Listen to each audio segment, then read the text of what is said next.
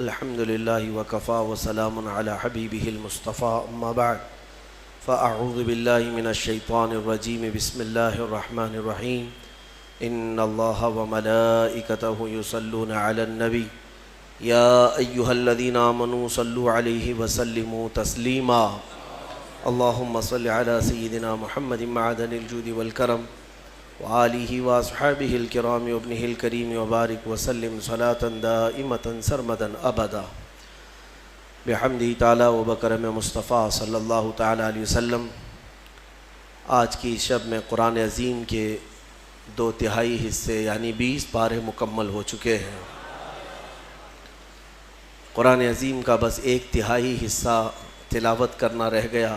رب ذوالجلال اس مکمل حصے کو بھی صحیح تجوید سے تلاوت کرنے اور آپ سب کو رغبت کے ساتھ سننے کی توفیق عطا فرمائے۔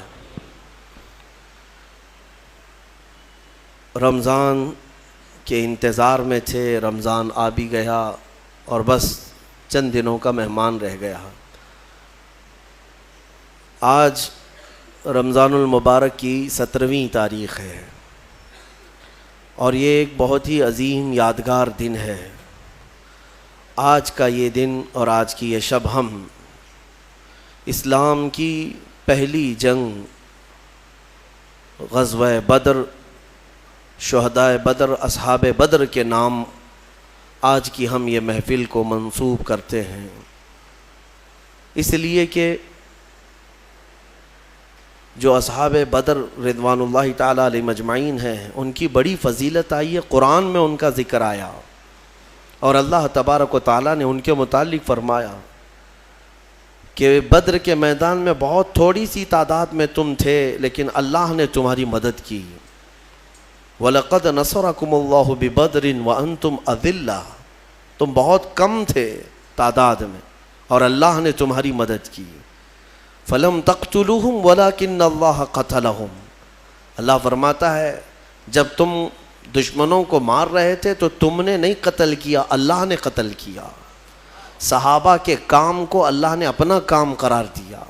وَمَا رَمَيْتَ إِذْ رَمَيْتَ وَلَكِنَّ اللَّهَ رَمَى، اللہ فرماتا ہے جب تم تیر پھینک رہے تھے تو تیر تم نے نہیں اللہ نے چلایا۔ اب اس سے اندازہ کرے کہ صحابہ کے کام کو اللہ نے اپنا کام قرار دیا۔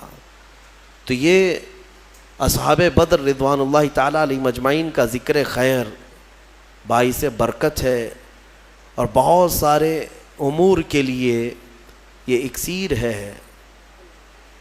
اصحاب بدر کی ان کے ناموں کی تلاوت برسہ برس سے بزرگان دین کرتے آئے، یہاں تک کہ اولیاء اکرام نے یہ تک لکھا ہے کہ اکثر اولیاء اکرام وہ ہیں جو صرف اصحاب بدر کے ناموں کی تلاوت کرنے کی وجہ سے اللہ نے انہیں ولایت عطا فرمائے، ولایت عطا فرمائی۔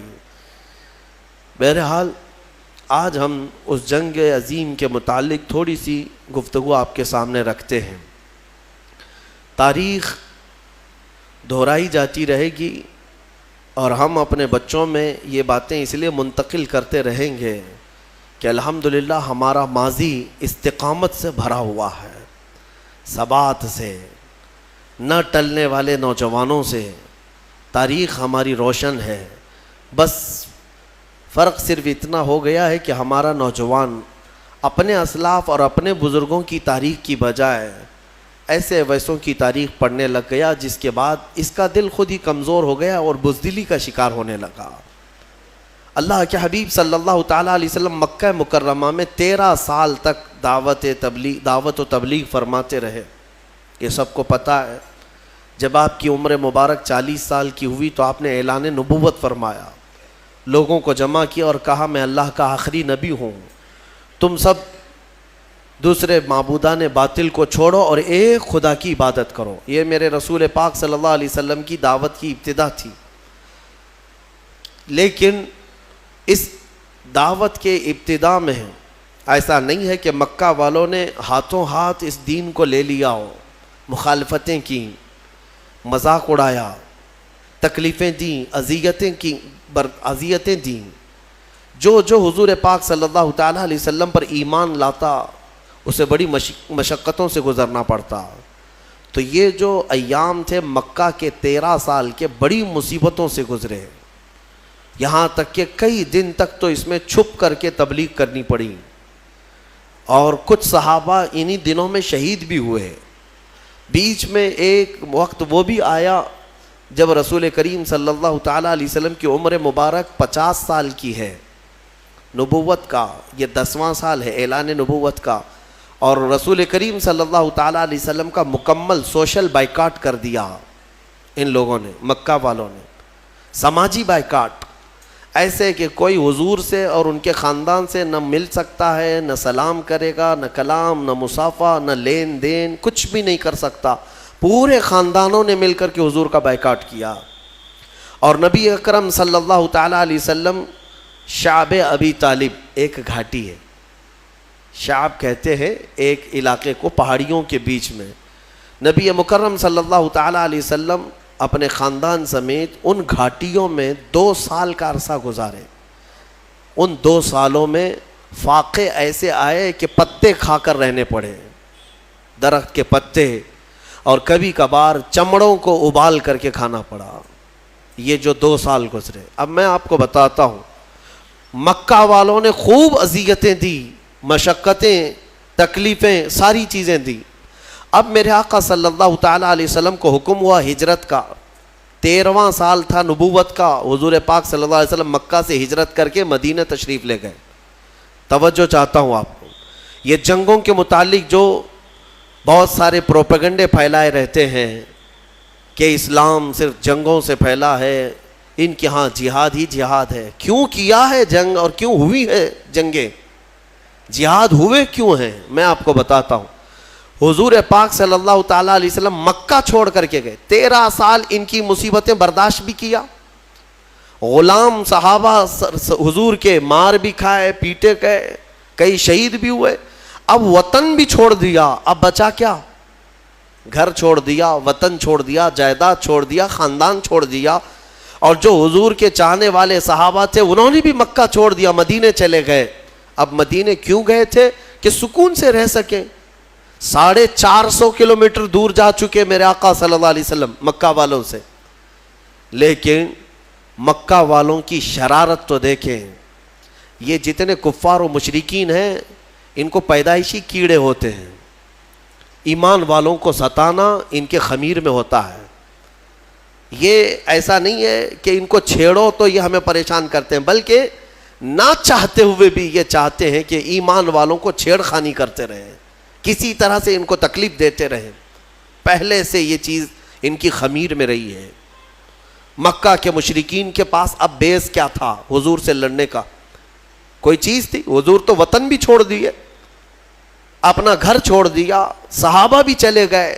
اب مدینے جب میرے آقا صلی اللہ تعالیٰ علیہ وسلم گئے تو وہاں میرے آقا صلی اللہ تعالیٰ علیہ وسلم نے ایک نئی زندگی کی شروعات فرمائی، صحابہ کو لے کر ایک نئی سلطنت کا اسٹیبلشمنٹ ہوا۔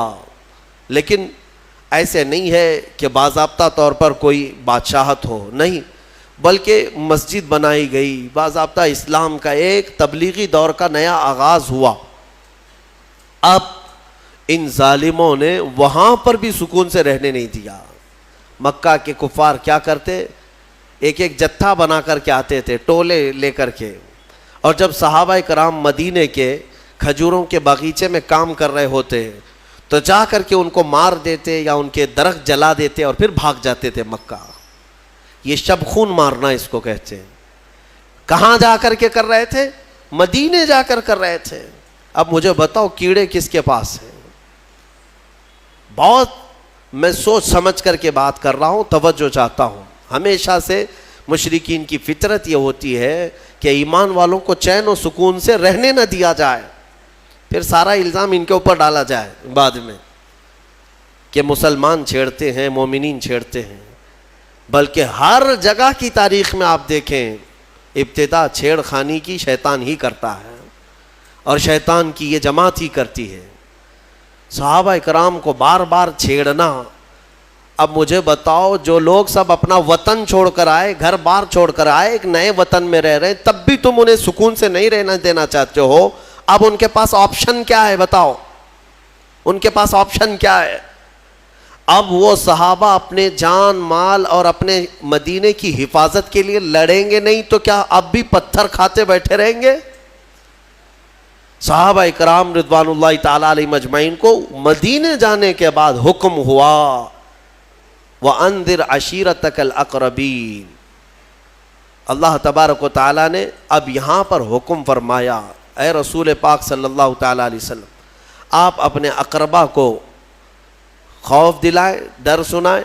اور اس کے بعد انہی آیتوں میں اللہ تعالیٰ نے فرمایا کہ اب تم پر جہاد فرض ہو گیا. جہاد کیا ہے؟ اب تم دور آ چکے ہو، تمہارا اپنا وطن ہے، تمہارا اپنا ایک نظام ہے، اس کی حفاظت کے لیے اگر کوئی مدینے پر آئے گا تو تمہیں مدینے کی حفاظت کے لیے کمر بستہ ہونا ہوگا. رسول پاک صلی اللہ تعالیٰ علیہ وسلم کے ساتھ اب کوئی چھیڑ خانی کرتا ہے تو اب صحابہ پر فرض تھا کہ وہ اٹھیں اور حضور کی عزت کی پہرے داری کریں. یہ ہے جہاد. یہ ہے 13 سال جو میرے آقا نے مشقتیں برداشت کی. کبھی جنگ کیا ان کے ساتھ؟ کبھی تلوار اٹھائی ان کے خلاف؟ نہیں اٹھائی. مدینے جانے کے بعد بھی جب سکون سے رہنے نہیں دینا چاہتے ہو تب پھر جو ہے جہاد کا حکم ہوا. اب میں آپ کو بتاتا ہوں یہ جنگ بدر کیوں ہوئی. مکہ میں ان صحابہ کا سارا مال جو چھوٹ گیا تھا، جائیدادیں وہاں رہ گئی تھیں، یہ سب مال جائیداد لے کر ابو سفیان ملک شام بیچنے جا رہا تھا. قافلہ تجارت کا لے کر، اس میں مکہ والوں کا بھی مال تھا، صحابہ کا بھی تھا. نبی پاک صلی اللہ تعالیٰ علیہ وسلم کے پاس قاصد نے آ کر خبر دی کہ ابو سفیان ملک شام جا رہا ہے. ملک شام جانے کا جو راستہ تھا وہ مدینے کے قریب سے ہو کر گزرتا تھا. حضور پاک صلی اللہ تعالیٰ علیہ وسلم اپنے صحابہ سے فرماتے چلو اس کا راستہ روکو اور جس کا جو مال ہے وہ لے لو. جب صحابہ نکلے، جنگ کی غرض سے نہیں نکلے تھے، لیکن ابو سفیان کو یہ پہلے سے خبر ہو گئی کہ محمد صلی اللہ علیہ وسلم اپنے 300 سے زیادہ ساتھیوں کو لے کر بیچ راستے میں آئے ہیں. تو ابو سفیان نے کیا کیا، راستہ بدل کر دوسرے راستے سے ملک شام پہنچ گیا. تجارت بھی کیا، خوب نفع بھی کمایا، مال بیچ دیا. اب واپسی کا جب وقت تھا تو حضور پاک صلی اللہ علیہ وسلم پھر انتظار میں تھے کہ یہ واپس تو جائے گا، جب واپس جائے گا تب پھر ہم اس کو روکیں گے. ابو سفیان کو پتا تھا، خبر تھی کہ رسول کریم صلی اللہ علیہ وسلم اپنے ساتھیوں کے ساتھ اب بھی کھڑے ہیں. تو اس نے مکہ والوں کو پیغام بھیج دیا کہ اے مکہ والوں اپنا مال بچا لو، محمد اور ان کے ساتھی تمہارا پورا مال ختم کر دیں گے، یہ قافلہ ختم ہو جائے گا. تو مکہ میں کھلبلی مچ گئی کہ ہمارا مال تجارت سب محمد صلی اللہ تعالیٰ علیہ وسلم اور ان کے ساتھی سب لے لیں گے. یہ پوری افواہ پھیلی تو سارے مکہ والے جمع ہوئے. لیکن ہوا کیا، ابو سفیان بڑی چالاکی سے واپسی میں بھی ایک اور راستہ بدل کر کے مکہ کے قریب پہنچ گیا. صحیح سلامت قافلے کو لے کر کے بھی گیا، صحیح سلامت قافلے کو واپس لے کر بھی آیا. مکہ جب تجارت کا مال پہنچ گیا تو سب خوش ہو گئے کہ ہمارا مال نفع کے ساتھ واپس آیا ہے. لیکن بات ہو گئی، ختم ہو گئی. ابو جہل وہاں پر سارے مکہ والوں کو جمع کرتا ہے اور کہتا ہے ہم جو جمع ہوئے ہیں اب جائیں گے اور محمد سے مقابلہ کریں گے صلی اللہ علیہ وسلم، اور ان کے ساتھیوں کو مزہ چکھائیں گے کہ انہوں نے ہمت کیسے کی مکہ کے قافلے کو روکنے کی. تو باقی لوگوں نے کہا کہ چھوڑ دو، ہمارا مال کا قافلہ آ گیا، اب بات ختم ہو گئی. ابو جہل نے کہا نہیں، بات اتنی نہیں ہے، ہمیں تو مارنا ہے انہیں، ہمیں تو انہیں قتل کرنا ہے، ہمیشہ کے لیے راستہ صاف کرنا ہے. تو بھڑکا کر کے 1000 لوگوں کو جمع کر لیا. کچھ عقل مند لوگ تھے، انہوں نے کہا کہ ہم نہیں جائیں گے، لیکن ابو جہل نے انہیں آر دلایا، انہیں بہت زیادہ اکسایا، اور اس کے اکسانے کے بعد، آر دلانے کے بعد 1000 سے زیادہ لوگ جمع ہوئے، اور ان سب کو لے کر ہاتھی گھوڑے ہتھیار سامان کے ساتھ ابو جہل سرداری کرتے ہوئے مکہ سے نکل کر بیچ راستے میں پہنچا. یہ وہ علاقہ ہے جہاں بدر کی وادی ہے. بدر ایک علاقے کا نام ہے، بدر ایک میدان کا نام ہے. وہاں ایک کنواں تھا جس کی وجہ سے اس علاقے کا نام ہی بدر پڑا. وہاں آ کر کے یہ لوگ پڑاؤ کر لیے. نبی پاک صلی اللہ تعالیٰ علیہ وسلم اپنے صحابہ سمیت بدر تک پہنچے ہوئے تھے. اب حضور اکرم صلی اللہ تعالیٰ علیہ وسلم بھی اسی علاقے میں اور یہ کفار و مشرکین بھی اسی علاقے میں آ گئے. اب مقابلہ کرنے کی غرض سے وہ لوگ آئے. اللہ تبارک و تعالیٰ نے اپنے حبیب پاک صلی اللہ علیہ وسلم کو حکم فرمایا کہ اپنے صحابہ کو لو اور ان کے ساتھ جنگ کرو. اب جب مولا فرما دے جنگ کرنے کے لیے تو پھر پیچھے ہٹنے کا سوال ہی نہیں ہوتا, پھر کوئی وجہ ہی نہیں ہے. نبی پاک صلی اللہ تعالیٰ علیہ وسلم جب صحابہ کو لے کر آئے تھے تو سچویشن کیا تھی, حالات کیسے تھے؟ ایسے حالات تھے کہ پورے 313 صحابہ کے اندر مشکل سے چند تلواریں تھیں, 7-8 گھوڑے تھے, 1-2 سواریاں تھیں, بس باقی سب پاپیادہ پیدل تھے. اکثر کے پاس تلواریں نہیں, اکثر کے پاس جو تلواریں ہیں, کچھ کے پاس جو تلواریں ہیں وہ ایسی ہیں کہ سبزی بھی نہیں کاٹی جاتی, کند ہو چکی تھی, زنگ لگی ہوئی ہیں. تو بہرحال ان کی مفلسی کا زمانہ تھا, غربت تھی اور کھانے پینے کے لیے ان کے پاس کچھ نہیں تھا. اب دیکھیں صحابہ اکرام حضور صلی اللہ تعالیٰ علیہ وسلم کے پاس جب تھے تو وہ علاقہ ریت کا تھا. حضور جس جگہ رکے تھے وہ پوری ریت کی زمین, اور ریت کی زمین پر چلنا مشکل ہو جاتا ہے, پاؤں اندر دھسنے لگتے ہیں. صحابہ کو ریتیلی زمین ملی اور مشرکین جہاں پڑاؤ کیے وہ مٹی کی زمین تھی, مٹی ہے تو مٹی پر پاؤں جمتے ہیں, تو اس بات کی خوشی پہ وہ ناچ رہے تھے. کل جب جنگ ہوگی تو ان کے پاؤں اکھڑ جائیں گے, چل ہی نہیں پائیں گے میدان میں, اور مشرکین پورے میدان میں جمے رہیں گے مٹی کی. اب بہت ساری چیزیں انہی کی حمایت میں نظر آتی ہیں, حالات ایسے لگتے ہیں کہ ساری فتح ان کی ہوگی. وقت سے پہلے ایسا محسوس ہوتا ہے, جب طاغوتی طاقتیں سامنے آتی ہیں تو اکثر ایسا لگتا ہے کہ سارا اب ان کے ہی پاس ہے, ہمارا کیا ہونے والا ہے. اب میں آپ کو مقابلے کے اعتبار سے بتاؤں, ادھر 313 نہتے ہیں, ساز و سامان نہیں, سواریاں نہیں, بدلے میں مقابل میں 1000 سے زیادہ سب کے سب ہتھیار سے لیس, ٹرینڈ پہلوان ان کے پاس, ہاتھی گھوڑے اونٹ سواریاں ان کے پاس, بلکہ ان کے کھانے کے لیے پورے اونٹ ذبح ہو رہے تھے رات کو. اور جب کھانا ان کا پکتا تھا رات بھر تبلے بجاتے تھے, رقص کرتے تھے, ڈانس کرتے تھے, کیونکہ جیت کا اور فتح کا غرور ایسا تھا, سب کچھ تو ان کے پاس تھا. اب صحابہ جو دیکھ رہے تھے تو انسانی فطرت کا تقاضا ہے نا کہ سامنے بڑی طاقت کو دیکھ کر کے کیا محسوس کریں گے آپ. صحابہ کرام رضوان اللہ تعالیٰ علیہ مجمعین حضور صلی اللہ تعالیٰ علیہ وسلم کے پاس آئے, کہا یا رسول اللہ صلی اللہ علیہ وسلم کیا جنگ فرض ہو گئی؟ حضور نے فرمایا ہاں. اب نبی اکرم صلی اللہ تعالیٰ علیہ وسلم نے صحابہ کے چہرے کو دیکھا اور سب کو جمع کیا. رات کو ایک خطبہ دیا حضور نے. خطبے میں کیا فرماتے ہیں, یہ کل جنگ ہونے والی ہے, اس سے پہلے رات کو خطبہ دیتے, مغرب کے بعد یا عشاء کے قریب. حضور اکرم صلی اللہ علیہ وسلم نے خطبہ دینے کے بعد ارشاد فرمایا, اے میرے صحابہ میں تمہیں اختیار دیتا ہوں, یہاں تک تو تم میرے ساتھ آئے, اب حالات ایسے ہیں کہ دشمن بڑی تعداد میں ہے سامنے, ہتھیاروں سے لیس ہیں, تم میں سے اگر کوئی ابھی رات کو جانا چاہے واپس تو مدینے کے راستے واپس جا سکتا ہے. میں پوچھتا ہوں تمہارا کیا مشورہ ہے اس سلسلے میں. اب وہاں جو صحابہ تھے اس میں حضرت مقداد بن اسود ایک صحابی ہیں, کھڑے ہوتے ہیں, کہتے ہیں یا رسول اللہ صلی اللہ علیہ وسلم ہم بنی اسرائیل نہیں ہیں کہ جیسے موسیٰ علیہ السلام سے ان کی قوم نے کہا تھا اذهب انت وربک فقاتلا انا ہاہنا قاعدون. ایک قوم کے مقابلے میں جانا تھا, موسیٰ علیہ السلام اپنی قوم کو بلا رہے تھے تو ان کی قوم نے کیا کہا تھا, موسیٰ آپ اور آپ کا خدا جائیں, ہم یہاں سے بیٹھ کے دیکھیں گے جنگ کیسی ہوتی ہے. حضرت مقداد کہتے ہیں یا رسول اللہ ہم وہ بنی اسرائیل نہیں ہیں جو اپنے نبی سے کہیں کہ تم اور تمہارا خدا جا کر لڑیں, ہم امت محمدیاں ہیں, ہم آگے بڑھیں گے, اگر آپ کے پسینے کا قطرہ گرے گا ہمارا خون کا قطرہ گرے گا.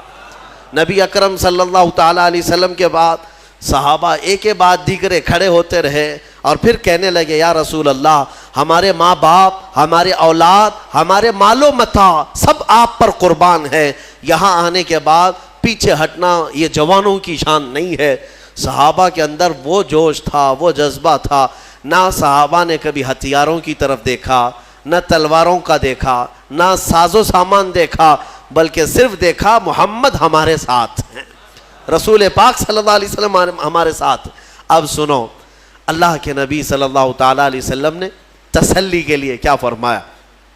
چند صحابہ کو لیا، میدان میں آئے، میدان میں آنے کے بعد معائنہ کیا اور فرمایا چند صحابہ ادھر کھڑے رہیں گے، کچھ ادھر رہیں گے۔ جنگ کی ترتیب میرے آقا بنا رہے تھے، لیکن اسی وقت حضور کے ہاتھ میں ایک لکڑی تھی، آپ نے ایک دائرہ کھینچا اور صحابہ سے کہا کل دیکھنا اس میں ابو جہل گر کے مرے گا، اور ایک لکیر سے دائرہ کھینچا اور کہا یہاں عتبہ مرے گا، اور ایک کھینچا کہا یہاں شیبہ مرے گا، جو بڑے بڑے ان کے پہلوان تھے ان کے نام لے کر لکیر کھینچ دیا حضور نے۔ اب صحابہ کرام جانتے تھے یہ لکیر عام لکیر نہیں ہے، دنیا اور زمین و زمان ٹل سکتے ہیں مگر یہ لکیر بال برابر بھی فرق نہیں کر سکتی۔ حضور پاک صلی اللہ تعالیٰ علیہ وسلم کا یہ فرمان صحابہ کے حوصلے اتنے بلند کر دیا، انہیں پتا تھا اب کل جنگ میں جو بھی ہوگا لیکن اتنا تو طے ہے کہ ابو جہل مرے گا، اتنا تو طے ہے۔ کیوں؟ غیب داں رسول نے ایک رات پہلے ہی بتا دیا ہے، اور وہ بھی لکیر کھینچ کر بتایا۔ اب یہ ایک چیز تھی، صحابہ کا حوصلہ بڑھا ہے۔ جب واپس آئے رات کو، کافی رات ہو چکی تھی، حضور سجدے میں گر گئے اور دعا کرنے لگے۔ دعا میں جو مناجات اپنے رب سے کر رہے تھے وہ الفاظ کیا تھے؟ اللہ کی بارگاہ میں یوں کہتے مولا تیرے یہ بندے، عاجز بندے تیرے دربار میں آئے اور سبوں نے اپنی طاقت اور استطاعت کے مطابق اپنی محنتیں پیش کر دیں، میدان تک آ گئے، اب اگر کل تو انہیں فتح نہیں عطا کرے گا، حضور یہ کہہ رہے اپنے مولا سے، اے رب اگر کل تو انہیں فتح نہیں عطا کرے گا لن تعبد ابدا، پھر قیامت تک تیری عبادت نہیں ہو سکے گی، قیامت تک پھر تیری عبادت نہیں ہو سکے گی۔ یہ شان محبوبی تھی۔ حضور اکرم صلی اللہ تعالیٰ علیہ وسلم اپنے رب سے گڑ گڑا کر مانگ رہے تھے۔ ابھی دعا سے آپ نے سر اٹھایا، بہت تیز بارش شروع ہو گئی، رات کے وقت بارش شروع ہو گئی۔ بارش ہونے کے بعد حضور نے اکرم صلی اللہ علیہ وسلم کے لبوں پہ مسکراہٹ آئی اور صحابہ سے کہا اللہ کی پہلی مدد آ چکی، اللہ کی پہلی مدد آ چکی۔ صحابہ نے محسوس کیا، کیوں جانتے ہیں؟ اس بارش کا اثر یہ ہے کہ جو ان کی ریتیلی زمین تھی صحابہ کی وہ مضبوط ہو گئی، اور ان کفار کی مٹی والی زمین کیچڑ سے پھسلنے لگ گئی۔ اب ان کے گھوڑے پھسلتے تھے، ان کے پیر پھسلتے تھے۔ اب یہاں صحابہ، ریت میں اگر پانی جم گیا تو ریت مضبوط ہو جاتی، اور یہ ایسی مضبوط ہو گئی کہ اس پر دوڑیں بھاگیں کچھ بھی کریں کچھ فرق نہیں پڑتا، اور ادھر کیچڑ اتنا تھا کہ وہ پیر رکھیں تو پھسل کر گر جائیں۔ تو حضور اکرم صلی اللہ علیہ وسلم نے فرمایا رات کے وقت اللہ کی پہلی مدد آ گئی۔ دوسرا دن آیا، یہ 17واں رمضان المبارک ہے۔ رسول کریم صلی اللہ تعالیٰ علیہ وسلم نے صبح کے وقت صحابہ کی صفوں کو ترتیب دینا شروع فرمایا۔ اس میں 313 صحابہ کرام تھے، وہ بڑے خوش نصیب صحابہ ہیں، اور بلکہ وہ بڑے عظیم المرتبت صحابہ ہیں جو رسول کریم صلی اللہ تعالیٰ علیہ وسلم کے ساتھ سب سے پہلی جنگ میں آئے اور اسلام کا پرچم لہرانا تھا۔ یہ وہ تاریخ ہے جہاں سے شوکت اسلام دوبالا ہو گئی۔ آج سے اسلام کی عزت میں جو روشنی آئی ہے یہ ایک الگ تاریخ ہے، ایک الگ تاریخ۔ اس لیے 17 رمضان المبارک یہ عام تاریخ نہیں ہے، ہاں یہ تاریخ اسلام کی شان و شوکت کو بلند کرنے والی تاریخ ہے۔ صبح صفیں ترتیب دی گئیں، جب صفیں لگیں تو میرے عزیزو حضور پاک صلی اللہ تعالیٰ علیہ وسلم سامنے کھڑے ہیں۔ ان صفوں میں صحابہ میں ہیں، بچے بھی آئے ہیں، جوان بھی آئے ہیں، بوڑھے بھی آئے ہیں۔ حالانکہ بچوں پر جہاد فرض نہیں ہے، لیکن کچھ صحابہ جو ضد کر کے حضور پاک صلی اللہ تعالیٰ علیہ وسلم کے ساتھ جہاد میں شریک ہوئے تھے، حضرت معاذ اور معوذ رضی اللہ تعالیٰ عنہما، جن کی عمر 13 اور 15 سال کے بیچ کی تھی، یہ بھی صفوں میں کھڑے ہو گئے حضور پاک کے سامنے۔ حضور نے انہیں اجازت دی، ان کے شوق کی وجہ سے، ان کے رونے کی وجہ سے۔ اب جنگ جب شروع ہوئی تو سب سے پہلے حضرت ہوتا کیا تھا، مقابلے میں ایک ادھر سے آتا، ایک ادھر سے آتا، یا 2 ادھر سے آئیں تو 2 ادھر سے، 3 ادھر سے آئیں تو 3 ادھر سے شروعات۔ تو کفار مکہ نے اس طرف سے بڑے ان کے جو پہلوان تھے ان کو بھیجا، اس میں عتبہ تھا، شیبہ تھا اور ایک بڑا کافر پہلوان۔ تو حضور پاک صلی اللہ تعالیٰ علیہ وسلم نے اپنی جماعت میں سب سے پہلے جنہیں اتارا وہ مولا کائنات حیدر کرار تھے۔ علی مرتضیٰ کو سب سے پہلے میدان میں اتارا، ان کے بعد دوسرے نمبر پر امیر حمزہ رضی اللہ تعالیٰ، تیسرے پر حضرت ابو عبیدہ بن جراح۔ یہ تینوں اپنے زمانے کے ایسے قوی اور مضبوط لوگ تھے کہ ان کے مقابل میں جلدی کوئی آتا نہیں تھا۔ لیکن ان تینوں میں سب سے کم عمر حضرت علی کی تھی۔ حضرت علی کرم اللہ وجہ الکریم کی عمر اس وقت بڑی کم تھی، یعنی تقریباً آپ کی عمر 24 سال کے آس پاس، 24 سے 25 سال کی جوانی تھی۔ حضرت علی رضی اللہ تعالیٰ عنہ بھی آئے، حضرت امیر حمزہ، حضرت ابو عبیدہ بن جراح ادھر سے جو مقابل میں آئے۔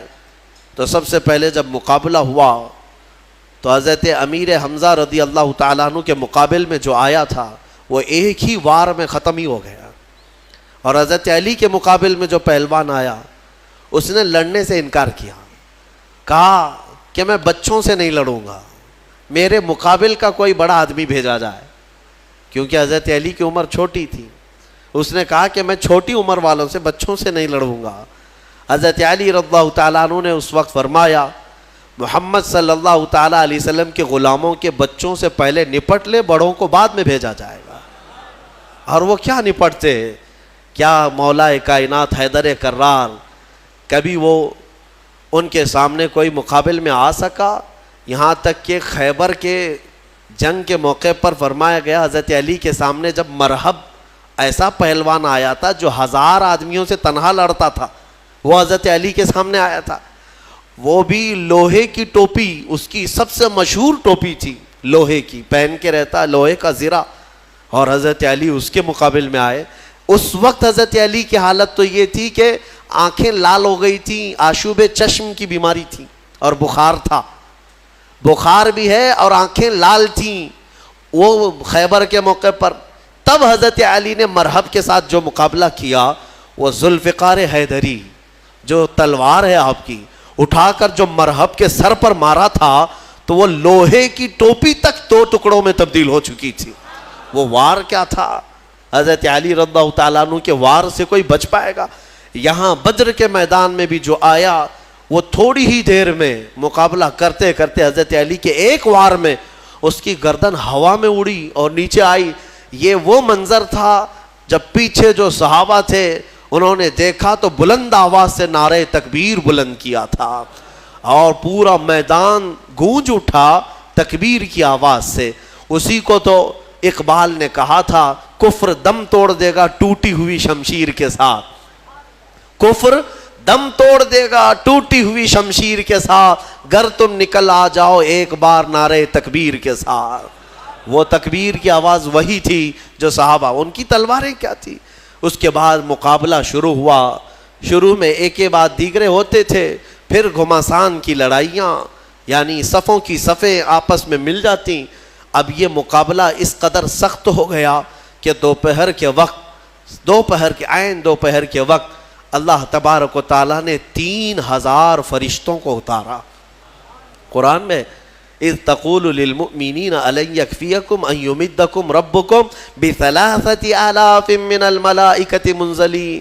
حضور صلی اللہ علیہ وسلم دیکھ رہے تھے کتنے فرشتے آئے اور صحابہ سے کہہ رہے تھے اب ڈرو مت، لڑو، کیا تمہارے لیے اتنا کافی نہیں ہے کہ اللہ نے 3000 فرشتے تمہارے لیے اتارے؟ بلا ان تصبروا وتتقوا ويأتوكم من فورهم هذا يمددكم ربكم بخمسة آلاف من الملائكة مصومين۔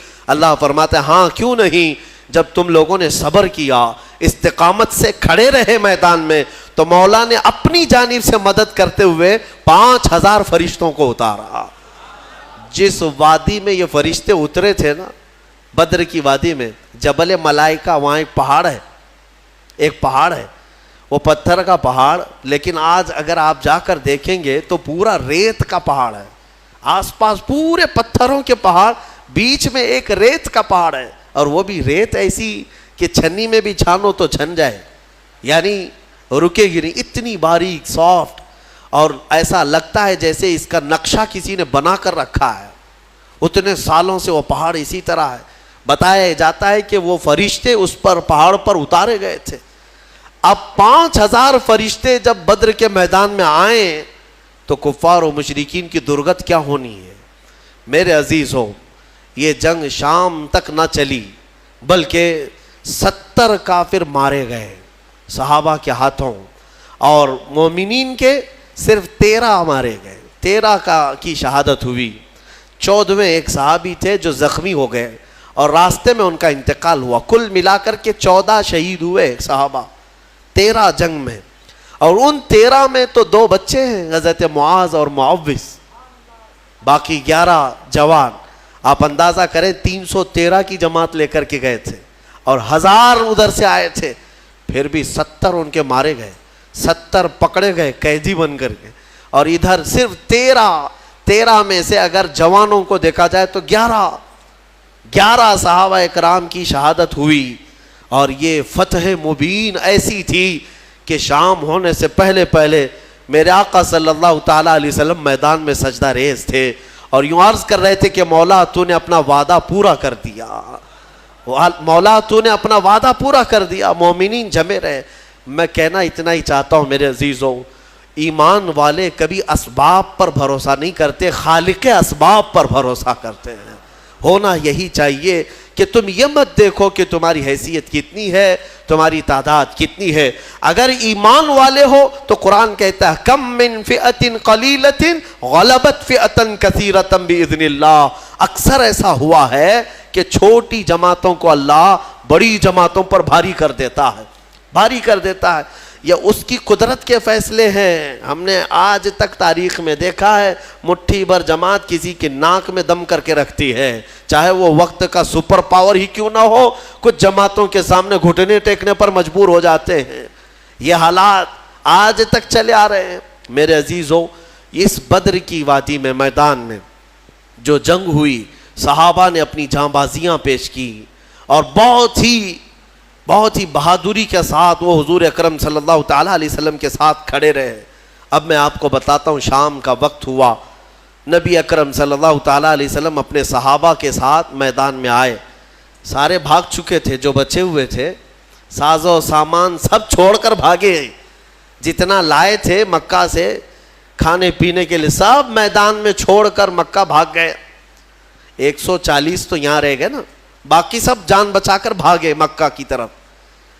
اب شام کے وقت جب حضور پاک صلی اللہ علیہ وسلم اپنے صحابہ کی لاشیں جمع کی ہے، شہداء کی، انہیں دفن کیا گیا، اب پھر صحابہ کے ساتھ میدان میں آتے ہیں۔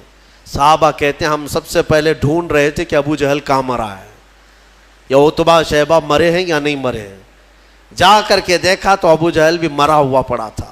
صحابہ کہتے ہیں ہم نے اس کے مرنے کی جگہ دیکھی تو رات کو کھینچی ہوئی وہ لکیر ویسی تھی، ایک بال بھی باہر نہیں گرا تھا، یعنی ایک انگلی بھی اس کی باہر نہیں تھی، اسی گھیرے کے اندر وہ گر کر مرا ہوا تھا۔ تم کیا سمجھتے ہو نبی پاک صلی اللہ تعالیٰ علیہ وسلم کو علم غیب نہیں ہے؟ اللہ تبارک و تعالیٰ نے اپنے رسول کو وہ سارے علوم عطا کیے جو نبی پاک نہیں جانتے، سارے علوم اللہ نے انہیں عطا کر دیے۔ اب عتبہ شیبہ یہ سب مرے ہوئے تھے۔ جنگ بدر میں کچھ ایسے لوگ بھی تھے جن کے بارے میں حضور پاک صلی اللہ تعالیٰ علیہ وسلم نے بلایا، جیسے حضرت بلال کو بلایا، حضرت بلال حبشی کو بلایا، اور ان کا جو آقا جو تکلیفیں دیتا تھا مکہ میں، امیہ، وہ بھی مرا ہوا تھا، وہ بھی گرا ہوا تھا یا زخمی تھا، تو حضرت بلال کو حضور نے فرمایا بلا کر کے، بلال آؤ اپنے آقا کو مار لو، جتنا اس نے مکہ میں تمہیں رسیاں ڈال کر کھینچا تھا، سینے پر سل رکھتا تھا، انگارے پہ سلاتا تھا. حضرت بلال حبشی نے اپنے ہاتھوں سے اس کو مارا، امیہ کو. وہ دیکھنے کا دن تھا. ابو جہل آخر وقت جو کہہ رہا تھا وہ بھی سننے کا وقت تھا. ہوا یہ کہ یہ دو چھوٹے بچے حضرت معاذ اور معوذ، یہ دو چھوٹے تھے. حضرت عبد الرحمن بن عوف یہ کہتے ہیں میں جنگ بدر میں گزر رہا تھا کہ یہ دونوں بچے آئے میرے پاس، کہنے لگے چچا جان ابو جہل کس کا نام ہے؟ یہ جانتے بھی نہیں تھے کیونکہ وہ مکہ کا ہے اور یہ بچے مدینے سے آئے ہیں. عبد الرحمن بن عوف کہتے ہیں میں نے پوچھا بیٹا تم کو کیا کرنا ہے اس کا؟ وہ سردار قریش ہے، وہ پہلوان ہے. ان دونوں بچوں نے کہا سنا ہے میرے مصطفیٰ کو گالیاں دیتا ہے، سنا ہے ہمارے آقا کی شان میں وہ گستاخیاں کرتا ہے. تو حضرت عبد الرحمن بن عوف کہتے ہیں ان بچوں کا جذبہ دیکھ کر کے میں خوش تھا. بات چل رہی تھی، اچانک ابو جہل گھوڑے پر سامنے سے گزر ہی رہا تھا. حضرت عبد الرحمن بن عوف کہتے ہیں میں نے بچوں سے کہا وہ دیکھو وہ جو جا رہا ہے یہی ہے ابو جہل شیطان قریش، یہی ہے جو سارے مکہ میں گستاخیاں کرتا ہے. ابھی حضرت عبد الرحمن کی بات مکمل بھی نہ ہونے پائی تھی کہ یہ دونوں چیل کی طرح جھپٹ پڑے اور دونوں کے ہاتھوں میں تلواریں تھیں. دوڑتے ہوئے گئے، ایک نے گھوڑے کی ٹانگوں پر مارا تو ابو جہل گر گیا نیچے، اور جیسے ہی وہ زمین پر گرا دونوں شہزادے سینے پر چڑھ کر کے بیٹھ گئے. سینے پر چڑھ کر بیٹھے ایسے کہ ایک اس کے ہاتھوں کو جکڑ کر کے سینے پر دبوچ لیا اور دوسرے نے اس کی گردن کو الگ کر دیا. اور جب گردن پر تلوار رکھا چھوٹے صاحبزادے نے سنا ہے کہ ابو جہل کہہ رہا تھا عربی کے اشعار، وہ شعر شاعری کے لوگ تھے، فی البدی شعر بولتے تھے، مرنے سے پہلے بھی شعر و شاعری کر رہا تھا. کیا کہہ رہا تھا؟ کہتا میں عرب ہوں، میں عرب ہوں. غرور اور گھمنڈ جاتا نہیں، میں عرب ہوں اور میں پہلوان ہوں، مجھے موت سے خوف نہیں، میں موت سے ڈرتا نہیں، میں عرب ہوں اور مکہ کا سردار ہوں. لیکن بات اتنی سی افسوس کی ہے کہ میرے مقابل کا پہلوان مجھے نہیں مار رہا ہے، میرے مقابل کا پہلوان مجھے نہیں مار رہا ہے، چھوٹے لوگوں سے مر رہا ہوں. اتنا افسوس ہے، باقی مرنے کا مجھے خوف نہیں. اب اندازہ کرو ان کو مرنا بھی ہے تو بڑے پہلوانوں سے، لیکن مولا کی شان ہی الگ ہے. وہ فرعون کو ہلاک کرتا ہے تو پانی سے، نمرود کو ہلاک کرتا ہے تو مچھر سے، ابرہا کو ہلاک کرتا ہے تو چڑیوں سے، ابو جہل کو ہلاک کرے گا تو بچوں سے. یہ اس کی شان ہے.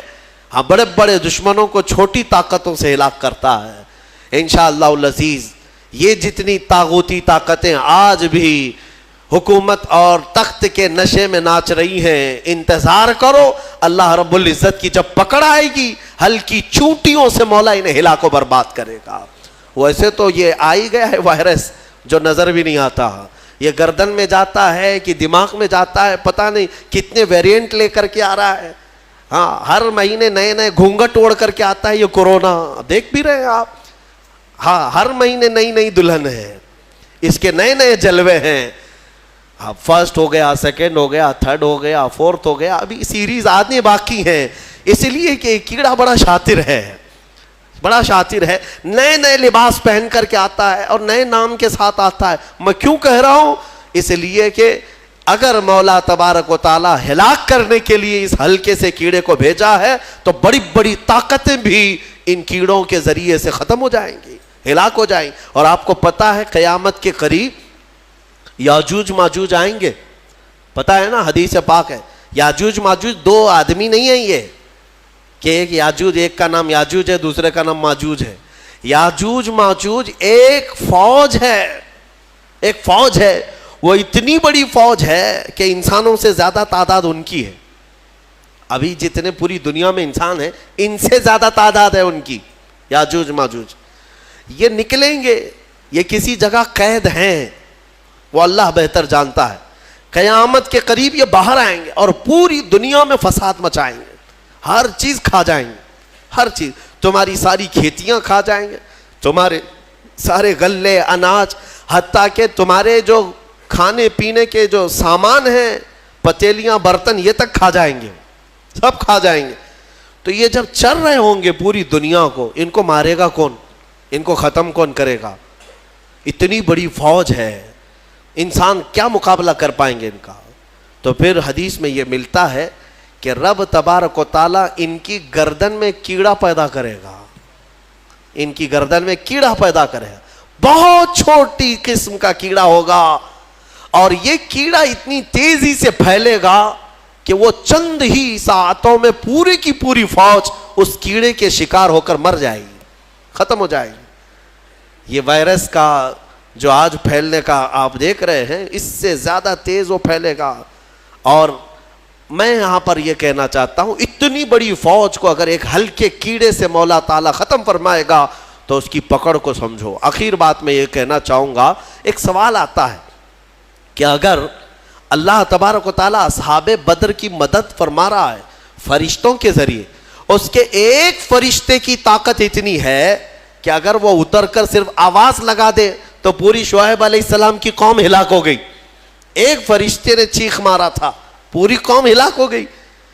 تو یہاں 5000 فرشتے کیوں اتارے؟ 5000 فرشتے، ایک فرشتہ بھی اتارتے تو یہ سارے مشرکین کے لیے وہ کافی تھا۔ فرشتوں کی طاقت کا اندازہ کیا ہے آپ کو؟ یہاں پر مفسرین فرماتے ہیں اللہ تبارک و تعالیٰ چاہتا ایک ہی فرشتے سے سب کو ہلاک کرتا، لیکن 3000 یا 5000 یہ جو اتارے ہیں یہ رسول پاک صلی اللہ علیہ وسلم اور صحابہ کی عظمت شان کے لیے اتارے۔ ہاں، عظمت شان کے لیے اتارے۔ باڈی گارڈ ایک بھی چل سکتا ہے لیکن 10 رکھنا یہ شان کے لیے۔ کچھ لوگوں کے ہاں ہوتا ہے 10 ہیں 15 ہیں، یہ عظمت بتانے کے لیے، شان بلند بتانے کے لیے۔ بہرحال یہ جنگ بدر کے بعد جو حالات چینج ہوئے، اللہ کا فضل ہے، شوکت اسلام بڑھتی ہی گئی۔ اللہ کریم اس بدر کی برکتیں ہم سب کو عطا فرمائے، ثبات و استقامت اللہ تعالی ہم کو عطا فرمائے، کریم کہنے سننے سے زیادہ عمل کی توفیق عطا فرمائے۔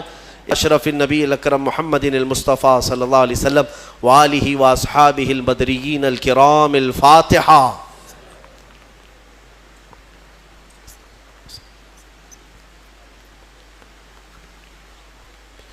الہ العالمین ستار العیوب غفار الذنوب، جو کچھ پڑھا اس کو اپنی بارگاہ میں قبول فرما، اس کا ثواب اپنے حبیب پاک صلی اللہ علیہ وسلم کی بارگاہ میں نظر قبول فرما۔ مصطفیٰ کریم صلی اللہ علیہ وسلم کے صدقے و توسل تمام انبیاء، صحابہ، اولیاء، مومنین، مومنات کی روحوں کو نظر کیا قبول فرما، خصوصاً بالخصوص شہدائے بدر، اصحاب بدر رضوان اللہ تعالیٰ علیہ مجمعین کی بارگاہ میں نظر قبول فرما۔ اے رب قدیر، اصحاب بدر کے صدقے ہم پر آئی ہوئی تمام مصیبتوں کو دور فرما دے، ایمان والوں کو عزت و وقار عطا فرما، بدری صحابہ کی استقامت کے جھلکیاں ہمیں زندگی میں عطا فرما۔ اصحاب بدر کی صدقے میں مولا ایمان والوں کو قوت حیدری عطا فرما۔